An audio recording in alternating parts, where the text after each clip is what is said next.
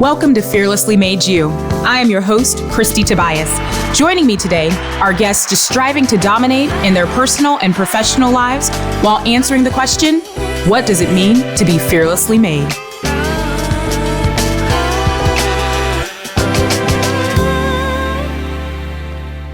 On this episode of Fearlessly Made You, I am super excited to be joined by one of my lovely friends, John Hodgdon, who is the co-owner of one of my new favorite places, Alga Beer Company. Y'all, I can't wait to dive into this episode and for you guys to get to know a little bit more about John. John, thank you for being on Fearlessly Made You. Thank you for having me. You know, it's kind of cool, like being able to have this conversation and chat on the podcast, because we chat in general, just on a regular basis over at Alga. About once a week, yeah. And it's kind of cool because I think there's so much that people don't realize they don't know about people. And so I'm kind of excited to dive in a little bit into your life. I'm not going to say that doesn't make me nervous. No pressure. I'm here. Yeah. No pressure. And for everyone that's listening, and we're going to let John kind of talk about his story as a reminder and just to kind of hone in a little bit. One of the things that I love about Fearlessly Made You, the podcast, is it spanned from Fearlessly Made You, the book. And one of the parts of Fearlessly Made You, the book, is the conversation around being fearless. And John and I were talking just a little bit before about what that looks like for him. And so I'm excited for y'all just to kind of learn about that from John. But John, before we even jump into that, I would love for you to share with our Fearlessly Made You crew a little bit about who you are, maybe your background, and sure. Just so we can kind of know who John really is. Sure. So I was brought to Pensacola when I was 13. Both my parents were in the military. Okay. So they retired here in Pensacola. I moved before that every 3 years of my life. So this is the first place I had an opportunity to actually put down some roots. Oh, nice. I went to Ferry Pass Middle School. I went to Woodham High School, which no longer is a school, but that's where I went. Go Titans. Always staying true. And I was so in love with Pensacola, and I hadn't lived anywhere for that long that I even went to the University of West Florida. Yeah. Was lucky enough to get a scholarship. But then thereafter, I moved down to Central Florida, spent some time down there. I actually had a completely different career before the things we'll talk about today. Yeah. I coached elite level swimming for about 7 years down there. Wow. And then I was brought up here by a good friend who was in finance back in 2016. I don't know if you know my day job. A lot of people now just know John, the beer guy. Yeah, I like John. I like John the John. I like John the beer guy. I'm learning more about John the John though. Yeah. So what I do for a living now is I'm a holistic financial planner. I help people put together goals and accomplish them financially, whether it's retirement savings, all that kind of thing. So that's what I do when I'm not at the brewery. When you see me, usually kind of working around. I met the guys who put together Alga. So I was not one of the original founders of Alga Beer Company. I was brought in by a couple guys who I found brew some of the best beer I ever tasted. Yes. Yes. It's so good. It's so good. They hate that I brag on them so much, but to me, it's the best beer that I've had. Yeah. It's the only place where I have actually drank every single beer and like all of them, not all in one sitting. Well, sometimes, but no comment. No comment. No, not all in one sitting, and that's rare for me. Not that I don't like beer by any means, but to drink all of the beers on a menu and enjoy all of them because they're different and they have such cool flavors. It's really incredible. I mean, so I wouldn't call myself a beer nerd. When I met these guys, at least I wasn't a beer nerd at all, you know. It was maybe like crush a Coors Light at a tailgate or something like that. Yeah. But I was drinking a beer called Orange Blossom Pilsner a whole bunch back then. It's a Central Florida thing. Sometimes Magnolia has it. Yes. Yes. They have that beer too, which I'm really excited. They're going to be our new neighbors down the street. So many things happening in the area around you. It's really neat. It's really neat to be a part of. So that's actually how I met Brett, was over a beer that tasted just like Orange Blossom Pilsner. Oh, interesting. And yeah, tell us, so one of the cool things too, and then I want to go back to a little bit of your past life. Sure. So one of the cool things about Alga is, whereas we do have John today, John is not the, as I mentioned, co-owner. John has two other partners who are just phenomenal. And I want you to give a chance to really shout out for them as well, because they deserve just as much of this time too. Probably more. Probably more. They put together the product, you know? So Brett Reed is one of my partners and one of my best friends in the world. And also Thomas Greer. They are the men behind Alga. Yes. And we've got a couple other partners too. And Matt Hill, who's one of my best friends who went to Woodham High School with me, would hate it if I didn't mention his name. There you go, Matt. He would be upset if I didn't say something. But we all make a really, really incredible team to work together. We're all different personalities. We all have completely different skill sets. And some people would say that a big team like that of owners is a detriment to you. Right. For us, it's really incredible that we all have different skills. And together, we make a complete team. Yeah. So it's really, really neat. So those are the guys. I love that. And I like that you make a complete team. And it's so true because it's kind of cool. And I don't know, of course, all of the behind the scenes, but it's cool seeing you guys all together because there's really that, like, you can see it, like there's a camaraderie, there's the passion that's coming from different places, but there's that level of respect that's so important. It is. Because we all are really, really good at something completely different than one another. There are things that Thomas can do that I just can't and won't do. I mean, he's an engineer. He can do things that I can't do. Absolutely. Brett is a social media whiz. He's a marketing guru. I can't do that like he can do that. Matt's got a completely different skill set, and he works a lot with contractors, and he's got connections, and he's from here too. So altogether, it's really neat. It's really neat. Yeah, it's so cool though too because I think there's such passion that you have here with Alga, of course, but also you have your day job. But I have to go back to the coaching elite swimmers. Yeah. How? Ooh, were you an elite swimmer? But I was not as elite as the people I coached. No. So if you knew me back in like high school, I swam on the swim team. Okay. 2-time team captain for Woodham High School junior and senior year. Okay, sir. So I was okay. I was not good. I wouldn't say I was great. Then this is a big swimming community. There are folks that have gone to Olympic trials out of here. Yeah. But I also taught swimming lessons for the club team. I was a lifeguard at all the swimming pools. And through college, I was a beach lifeguard for about 5 years. Started at Pensacola Beach, went to the National Seashore, Fort Pickens, and Opal Beach, and Johnson Beach. I graduated college in 2008. I had my degree. I got my degree in public relations and communications. But if you graduated college in 2008, it was a very tough time. To come into the workforce. I mean, guys who were 50 getting laid off because things were so bad at that time were taking entry-level jobs. I was the year before you, and I think there's that like 2007 on forward where we were just like, cool. Yeah, they talked me into these student loans. Right. What am I going to do? What do we do now? Holy crap. Yeah. What am I going to do? But I had done so much in aquatics. Oh, yes. And I, at that point, became a lifeguarding instructor for the Red Cross. So I was like scouring for these jobs, and I had an opportunity to move to Central Florida, run a swimming pool down there, which was probably over my head. Aquatics term, get it? I got it. That was a nice dad joke. That was a dad joke for those of you that did not get it. It was beautiful, wonderfully executed. Thank you.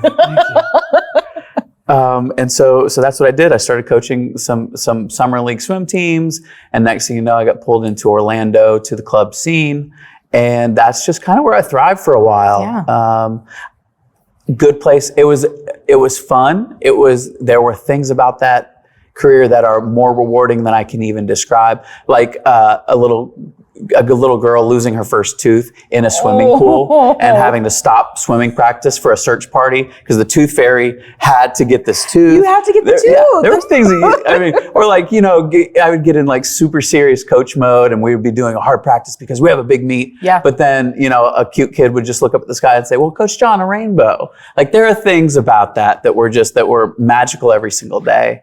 But at the end of the day, I thought I could be destined for bigger, better, greater things. Yeah. And I didn't think I was using all the skills I had. I love that. I just didn't think my buddies were graduating from law school, being big attorneys, you name it. They're working for Fortune 500 companies, going into like big marketing firms and things like that.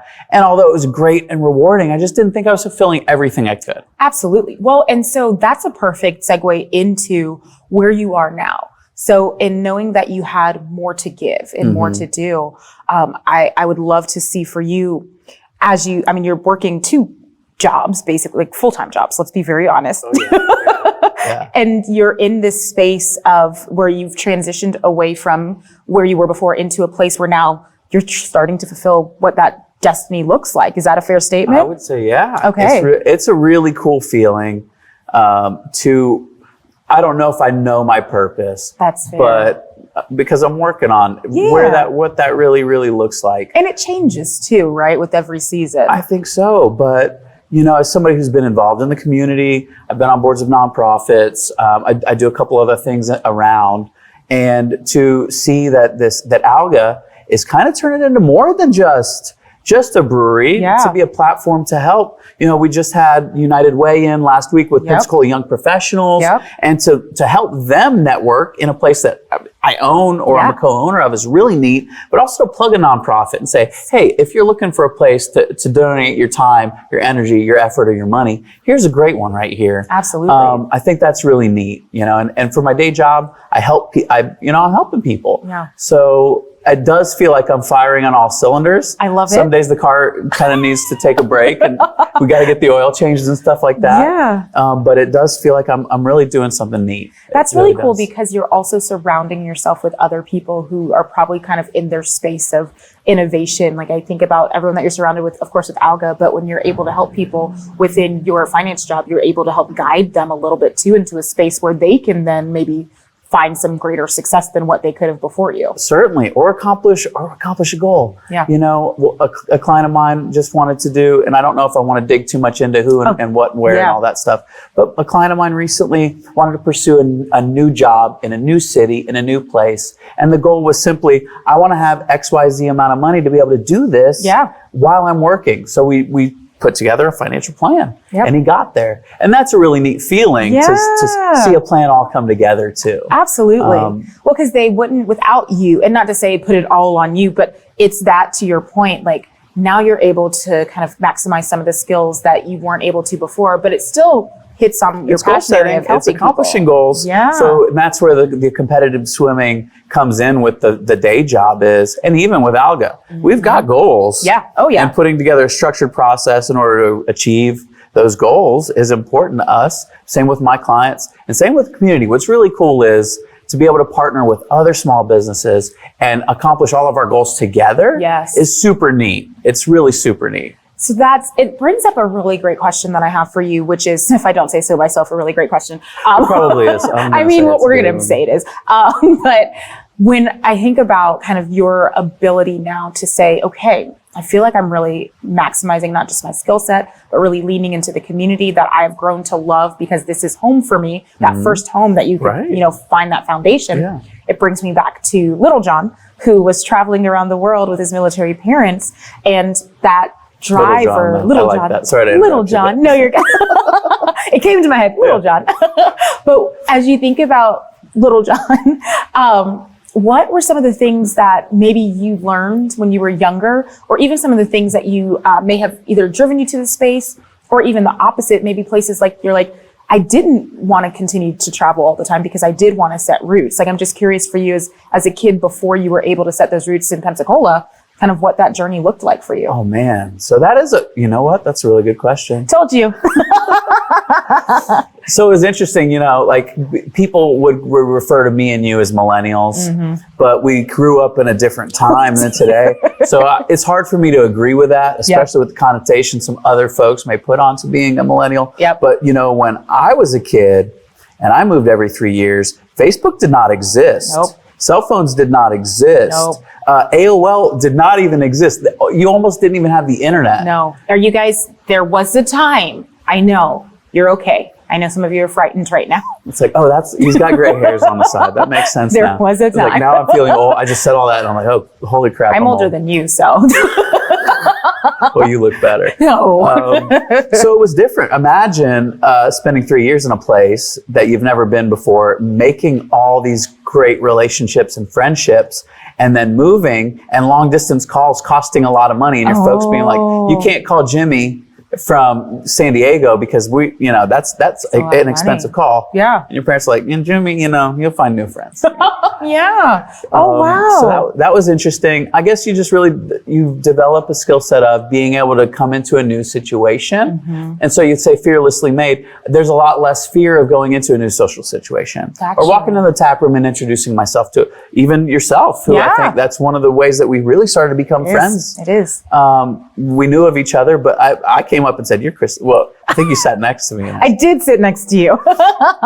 And so I think that's a big part of my story is having to reset, regroup, restart every 3 years. I think it makes you a little bit more resilient, maybe. I don't know. I think so. Well, and it definitely explains a lot of your vibe and the energy that you bring to basically any situation, which is a great thing. Okay. I know your face, you're like, is this good? Like, what is my vibe? You have a very effervescent is the word that I would use. Aww, it's kind of you're that. Gonna make me blush. I may.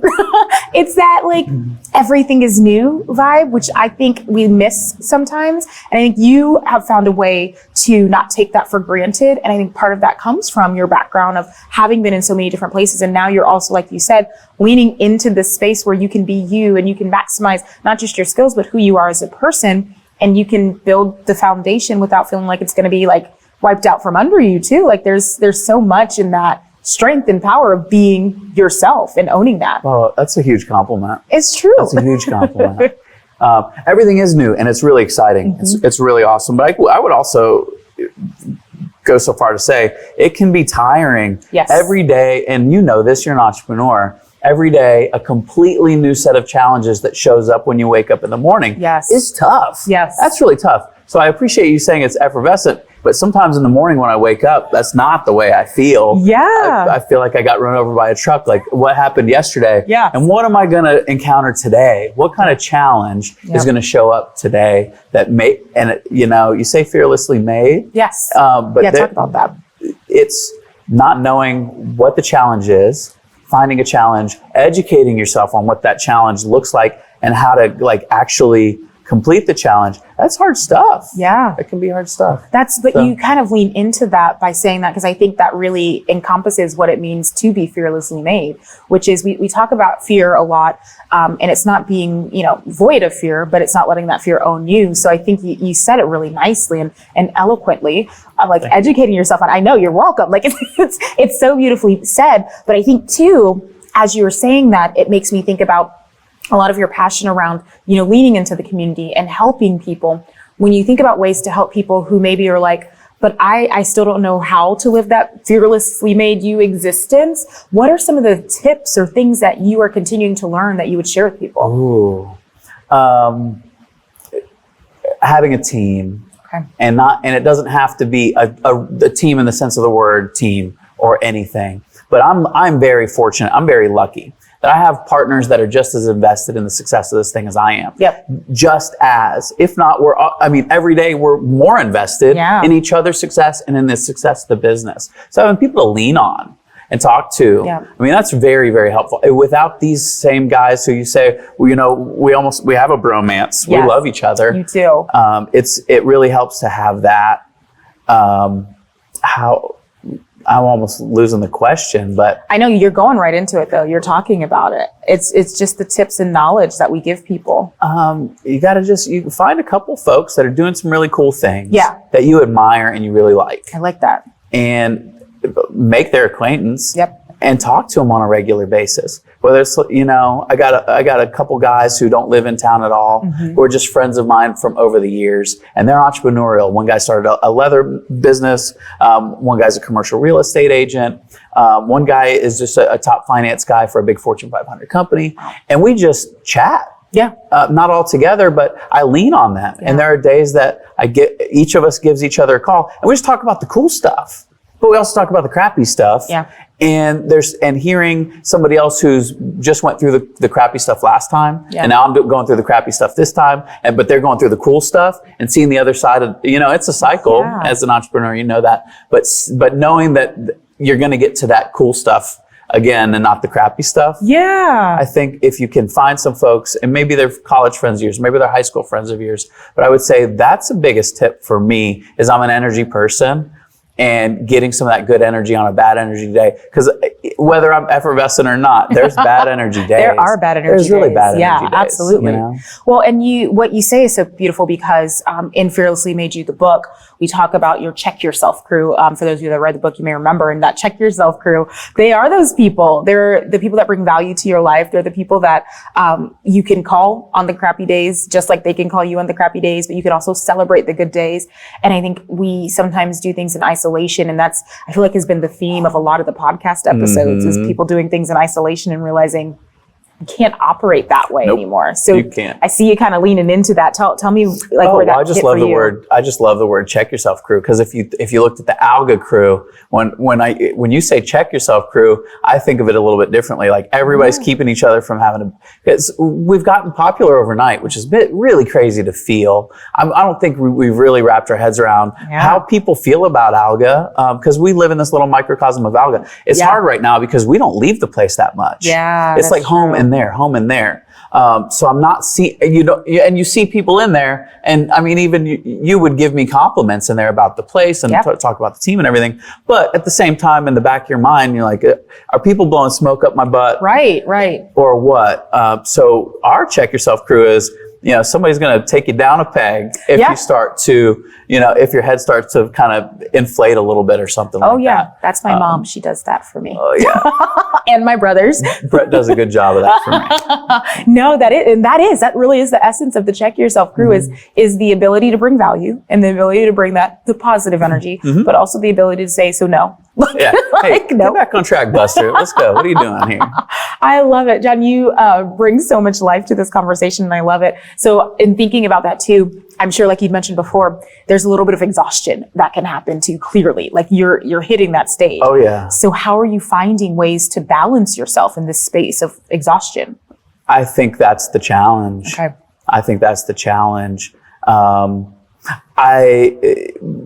We've been open for 2 months. The 13th, which is just a week ago, was our 2-month anniversary. Crazy. So it does not feel like it's only been 2 months. Yeah, this is week 9. Oh my goodness. It feels like y'all been open for a year. Like, let's be honest. Thank you, because that's how we feel, but we've been working towards this for a long time. That's true. And so balance has been the hard thing right now, because people are calling. Yes. People are emailing. Yep. We weren't even really finished building Alga when we opened. It was just time to open. Everybody was getting antsy. I mean, if you check some of the forums on Facebook and all that stuff, it was like, who's going to open first? 3 Mile Bridge or Alga? Give me a freaking break, man. What is wrong with me? We signed a lease in a pandemic, guys. Hold on. So right now, balance has been tough for all of us. Yeah. But how do I find it? You met Hasselhoff, my dog. We go on long walks. And yes, the dog's name is Hasselhoff, like David Hasselhoff. Yeah. I mean, that's the beach lifeguard thing coming back full circle, right? I didn't think about that now. Oh, Lupin. Oh, dad jokes just continue, don't they? Yep. They're built in. They're built in. I love it. So balance has been tough, but making sure that we all understand that personal time is just important as working on the business. Personal time, Thomas just took a 2-week trip to Hawaii. As he should. We're not doing that well. We're doing well, but I don't want everybody to think he just took the money and he's off to Honolulu right away. Definitely not. Because we're reinvesting into the business every day, trying to make it a cooler place.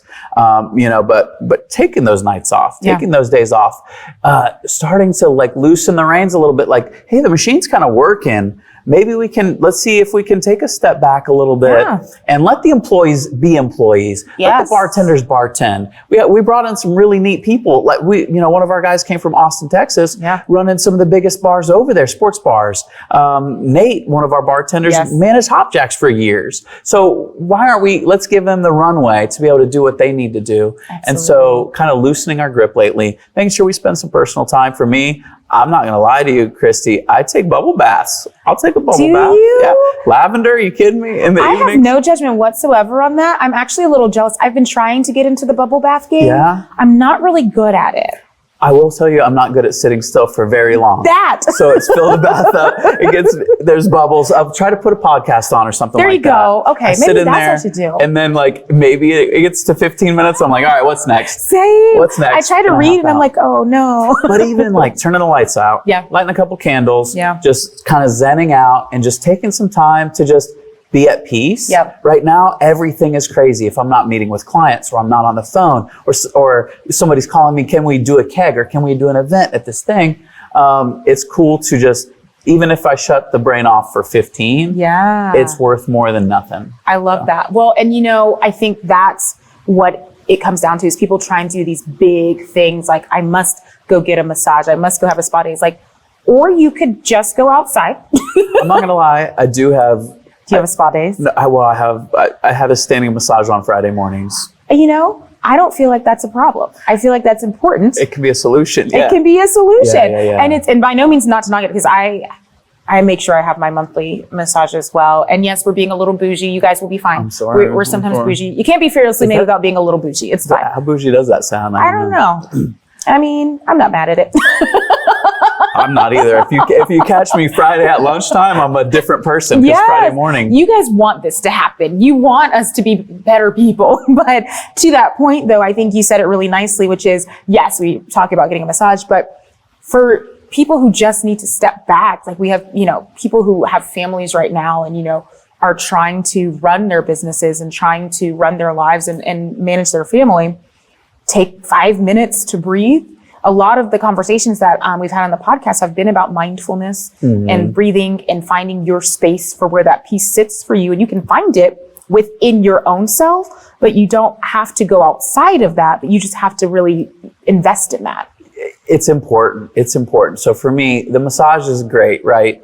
But it's a time that the phone isn't on me. Yep. I can't answer the phone, Yep. and I'm in a quiet, dark room. And that's just what it is. Yep. And it's actual true relaxation.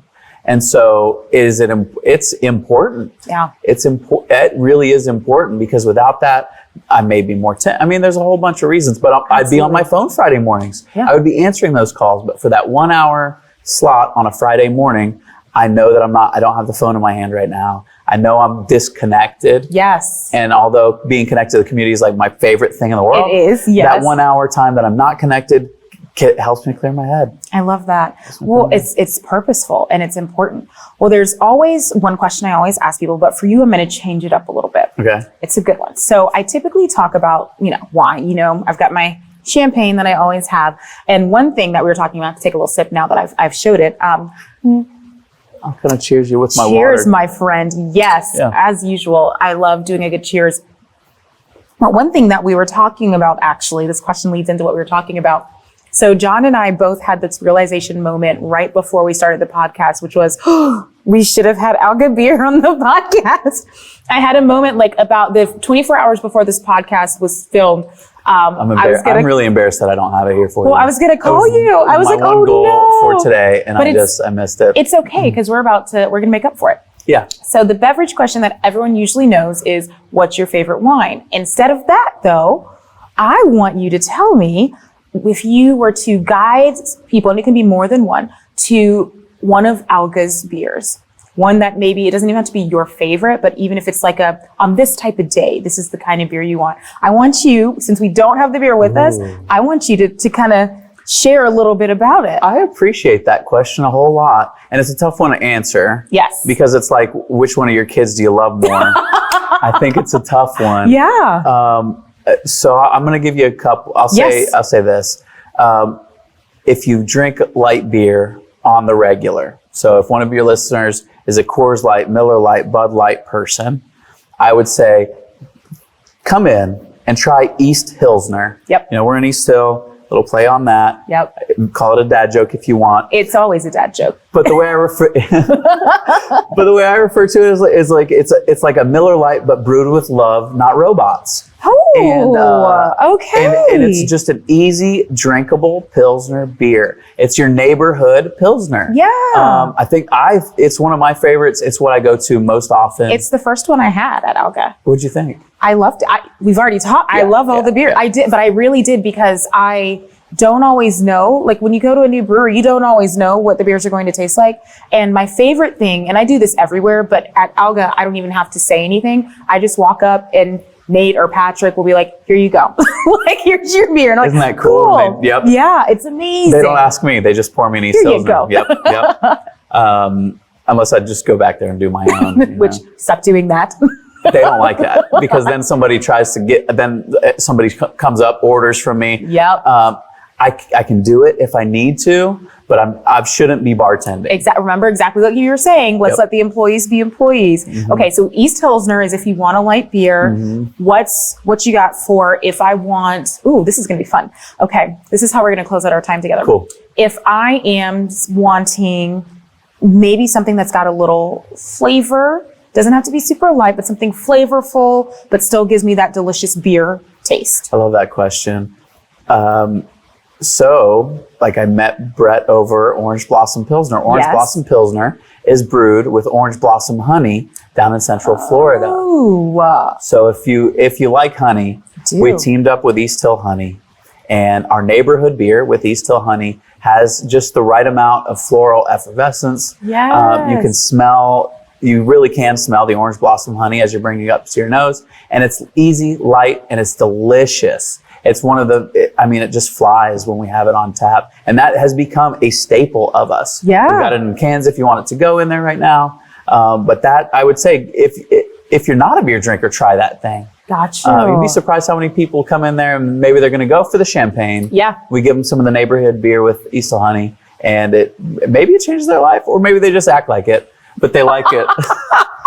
One or the other. A little bit, yeah. They seem like they like it a little bit. So. I love that. Yeah. And John, I think, first of all, thank you for walking us through a couple of the beers that make sense. Is there one other that you want to point out for us? So I don't know how timely it would be, but right now we've got Oktoberfest on tap. Awesome. Oktoberfest comes up for us in the next week. Yep. And at the time, so that you guys know timing-wise, I usually don't talk about timing, but timing-wise, we're filming this right in the fall, like beginning of fall in Pensacola. So hopefully we're able to get you guys a little taste of Oktoberfest when you listen. But either way, you know that Alga's the place to go anyways. I'll just tell you why I love it, though. Yeah. And this is the way that they treat every beer. So we start by carbon filtering our water, and so it's down to nothing. Mm-hmm. They actually profile the water to be just like German water before they even get started. Oh, wow. So you talk about like an authentic Oktoberfest beer. Yes. It's just, and that's the way they approach every single beer. Yeah. It may not be on tap when this airs, but just know that the care and the love that they're taking in every individual beer is there just the same as that. Yes. So I love that. Yeah. Oh, John, you have been such a delight and such a treat. You've been a delight and a treat. Thank you. Thank you so much for being a part of Fearlessly Made You. I know Thanks our Fearlessly Made You crew has loved learning about you. And guys, if you've loved this episode, which I know you guys have, and I know you will do this, make sure you stay tuned to the next episode of Fearlessly Made You.